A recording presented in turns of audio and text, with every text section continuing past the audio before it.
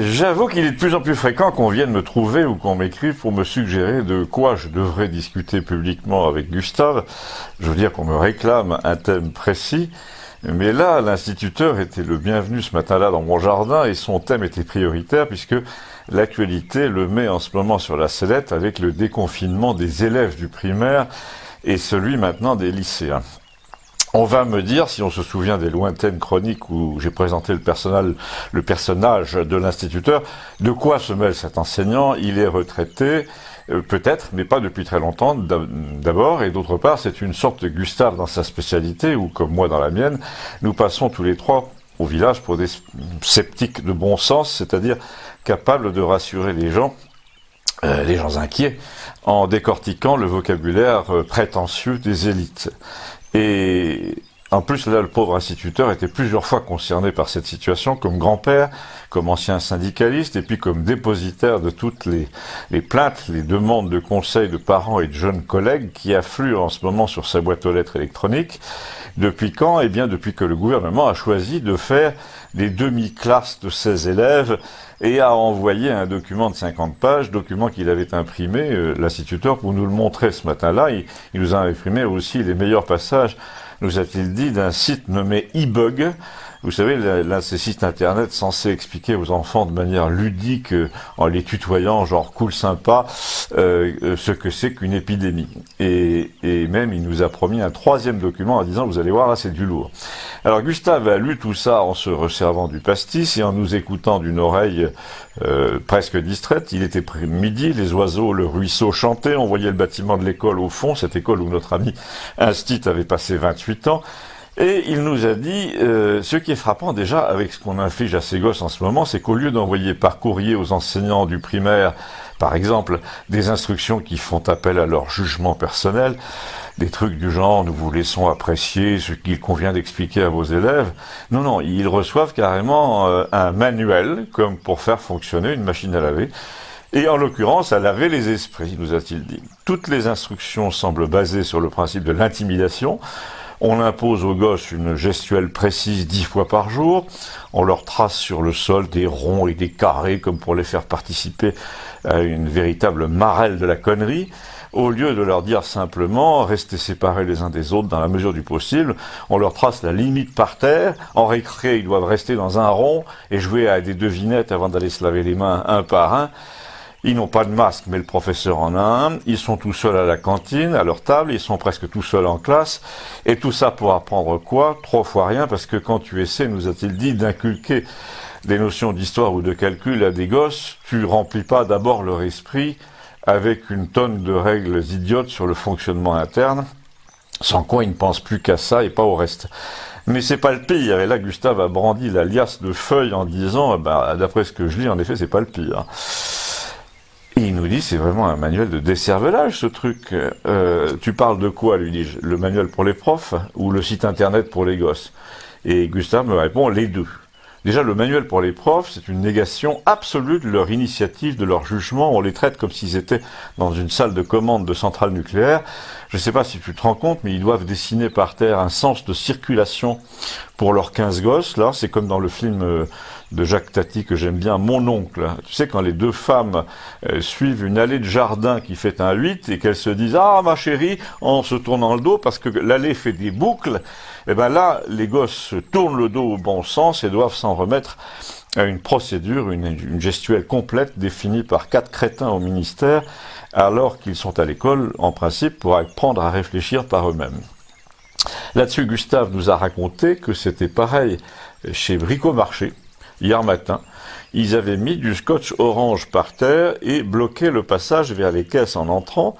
Comme ça, nous a-t-il dit, t'étais obligé de faire tout le tour du magasin, mais il était 9 heures. Donc j'étais le seul client, j'avais besoin de rondelles en métal. J'ai pris mes rondelles et je suis passé à côté de la petite chaîne en plastique rouge pour me retrouver directement à la caisse. Et là, il y a une fille de 24 ans, dans le genre assez pet sec, qui me dit, non monsieur, vous repassez la barrière et vous faites le tour par le fond du magasin. Alors je lui dis, écoutez mademoiselle, nous sommes tous les deux tout seuls dans ce magasin. C'est le règlement, m'a-t-elle répondu. Alors Gustave nous a raconté qu'il avait essayé ensuite de lui expliquer patiemment pourquoi on lui avait imposé à elle ce règlement.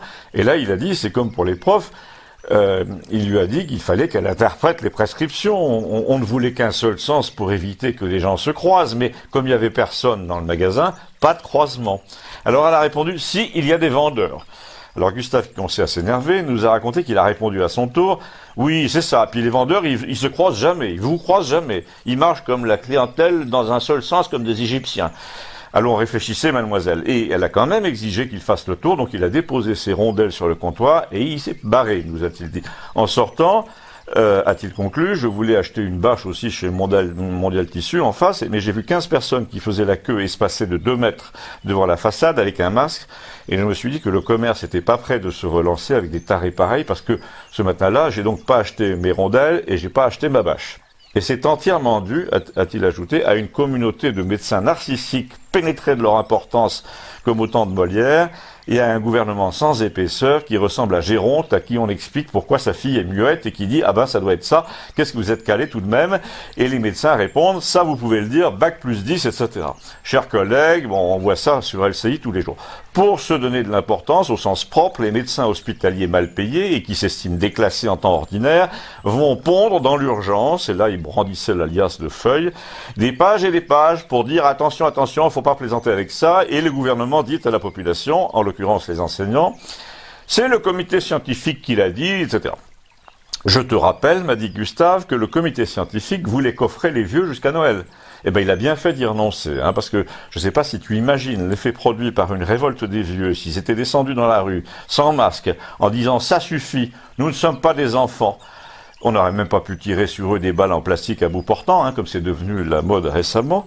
Et notre instituteur a repris le discours, loin de s'offenser devant la digression de Gustave, il l'a appuyé au contraire en résumant, mais c'est exactement ça, on prend les parents et les enseignants pour des gens qui n'ont pas de jugement personnel et qui doivent appliquer, sans discuter, des règles venues d'une bande de tarés payés 15 000 € et qui tombent de Paris.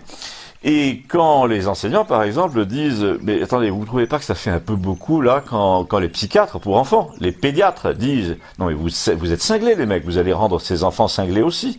Eh ben Macron et ses complices répondent « C'est pas nous, c'est le comité scientifique qui l'a dit ». Alors là, timidement, en me mettant à la place de ceux quand même qui allaient m'écouter, si j'en parlais dans ma chronique, ce que je fais en ce moment, j'ai essayé de dire, bon, allez, rendre les enfants cinglés, c'est peut-être un peu fort comme expression, mais l'instituteur et Gustave, dans l'ordre, m'ont détrompé.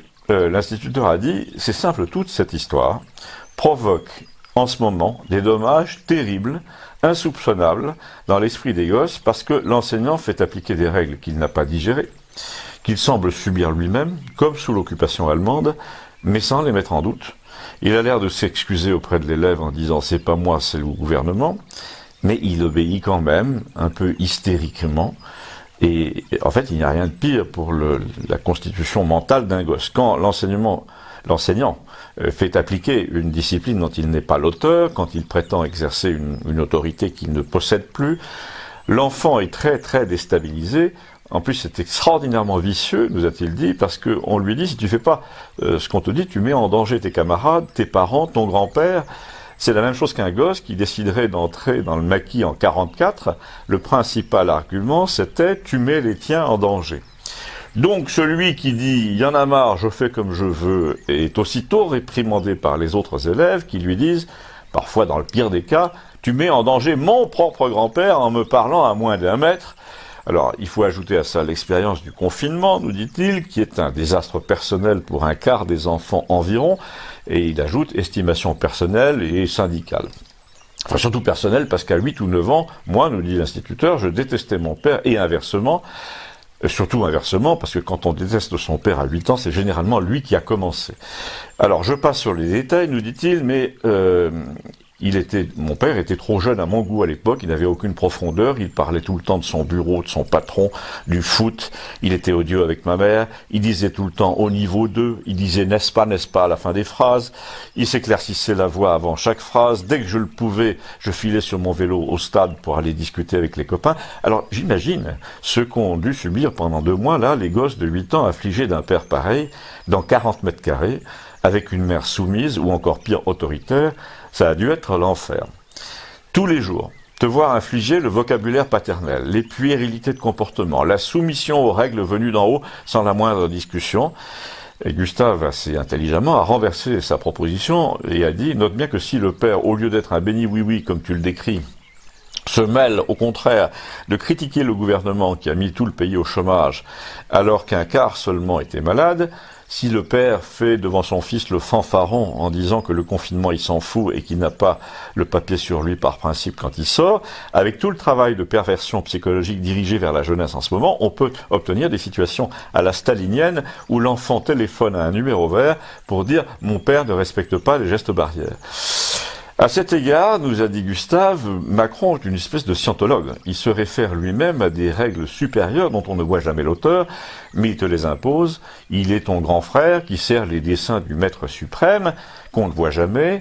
C'est assez nébuleux son système de valeurs, mais grossièrement, son Dieu c'est l'Europe. Et pour imposer ces règles, il utilise et il fait régner la peur jusque dans les écoles. Tu ne crois pas si bien dire, a répondu l'instituteur qui a plus que rebondi. Je voulais t'en parler. Dans la brochure e-bug, qui est en fait un site internet, non seulement il y a des fautes d'orthographe et de français, mais maintenant pour tous les trucs pédagogiques qu'on nous inflige, nous autres enseignants, nous avons l'habitude, mais là il y a carrément des énormités psychologiques et tu te demandes si c'est pas fait exprès pour infliger aux enfants une véritable névrose. Regarde, je t'ai imprimé la page sur le lavage des mains. Et là, c'est du délire. Alors, Gustave nous l'a sorti, cette page. On voyait un petit garçon regarder ses mains ouvertes. Et le titre de la page était « Des mains horribles ». Alors, Gustave a dit, à ce degré-là, en effet, il a raison, ça semble calculé pour faire basculer les esprits faibles dans la névrose et d'ailleurs aussi dans la nullité en français, parce que en dessous, que lit-on? On lit « Pourquoi est-ce qu'il faut se laver les mains ?» Toujours cette imbécilité des enseignants devant la langue française de la rue, alors que normalement l'école avait pour mission d'imprimer « Pourquoi faut-il se laver les mains ?» Eh bien, au train actuel, les prochaines brochures rédigées dans ce style-là, à la mort moelle-neu, vont dire « c'est quoi un virus ?» Et parallèlement, tu crois que l'Académie française ferait une remontrance solennelle au gouvernement pour ce genre de manquement systématique et scandaleux dans l'expression publique? Eh ben non, la grande affaire de l'Académie française en ce moment, c'était de savoir si le nom du virus Covid était masculin ou féminin. Et là encore, l'instituteur a appuyé en disant « mais le président parle déjà comme ça à la nation entière, sans que l'Académie s'en mêle. Alors comment veux-tu que les instits arrivent à enseigner à leur classe les formes correctes en français ?» En fait, quand je compare ce que je vis avec ce que je détestais chez mon père, Macron réunit en ce moment tout. Et je ne suis pas le seul. Nous sommes une génération élevée par des pères immatures, trop jeunes, qui passaient leur vie en blue jean, qui ne parlaient que de boulot, qui étaient soumis au système, qui étaient obsédés par les diplômes, qui écrasaient leurs enfants en leur disant « tu parleras quand tu sauras ». Et bien c'est exactement ce que fait Macron devant la nation entière. Il tutoie les ados dans la rue en leur disant « passe d'abord tes examens ». Il nous dit « il y a des règles auxquelles on ne touche pas » et quand tu lui demandes pourquoi et lesquelles, il te répond des phrases toutes faites sur l'Europe et la tentation du fascisme et le populisme, qui n'ont aucun rapport avec le sujet. S'il fout en ce moment, nous dit-il, le pays par terre, il dit « c'est pas moi, c'est 12 médecins derrière moi ». En plus, mon père à moi, nous dit-il encore, il buvait. On savait jamais quand il était clair ou non dans sa tête. Et Macron, lui, il boit pas, mais il y a autre chose. Ça commence à se voir. Et ça, c'est l'un des rares cas où l'inspection académique est impitoyable avec un prof. Là, on va voir combien ça va durer avant que les commissions du Sénat s'aperçoivent qu'il n'est pas toujours dans son état normal. Alors ensuite, Gustave voulait me parler rapidement des abattoirs et du fait que ça les embarrassait beaucoup, qu'il y ait plusieurs restes de l'épidémie en ce moment dans les abattoirs. Et ça a été très bref comme dialogue. J'ai dit d'abord qui ça l'est, tu dis ça les embarrasse. Eh ben, il me répond les gens qui dosent la peur pour que tout ça soit une sorte de levier contre l'explosion sociale. Du coup, ils te disent pas que ça confirme en fait que le virus ne sera plus là en juillet parce qu'il est sensible visiblement à la température. Et dans les abattoirs, il fait frais et humide, donc ils préfèrent te dire, façon Coluche, ah ben ça, on se demande pourquoi les abattoirs, hein. La promiscuité peut-être, parce que pour eux, il n'y a qu'une seule vérité, et c'est la leur. Et que l'épidémie ne prendra fin que quand ils l'auront décidé. Justement, pour leur vérité qui est la seule, dit l'instituteur, j'ai un document, et là, il nous tend d'autres feuilles, j'en ai 3. Le premier, c'est un passage de la note qu'ils ont fait passer aux enseignants récemment, et qui dit « Des enfants peuvent tenir des propos manifestement inacceptables en classe. Et là, c'est le bouquet. La phrase suivante, c'est « La référence à l'autorité de l'État pour permettre la protection de chaque citoyen doit alors être évoquée par l'enseignant sans entrer en discussion polémique. Les parents seront alertés et reçus par l'enseignant, le cas échéant accompagnés d'un collègue, et la situation devra être rapportée aux autorités de l'école. » Donc en clair, ça veut dire que si un gosse te fait comprendre qu'il en a ras-le-bol, des cercles tracés par terre, des institutrices hystériques qui glapissent en disant « Jérôme, tu fais demi-tour et tu passes pas par là », si un gosse fait semblant de tousser dans la classe histoire de rigoler un peu, s'il dit que le confinement de Biarritz pendant qu'on était malade à Mulhouse c'était n'importe quoi, eh ben on convoque les parents et on avertit le directeur.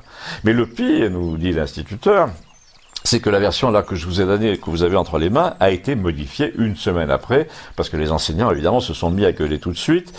Et donc, deuxième version, il nous l'attend. Et vous voyez que le paragraphe, et en effet on a vu que le paragraphe a sauté, a été remplacé par « La parole qui émerge doit pouvoir être accueillie, mais il n'est pas souhaitable de la provoquer sur des émotions et des enjeux personnels en milieu scolaire ». Enfin, quand on lit ce genre de charabia, nous a-t-il dit, on ne voit qu'une chose, c'est qu'il s'agit d'accompagner, comme ils disent toujours, presque psychiatriquement, les gamins dissidents, de faire intervenir dans leur dos des psychologues scolaires, dès qu'ils se posent des questions, dès qu'ils risquent d'appeler des réponses précises, du genre pourquoi il n'y avait pas de masque et pourquoi le 11 mars le président a dit qu'on renonçait à rien, surtout pas aux terrasses, aux salles de concert, aux fêtes des soirs d'été.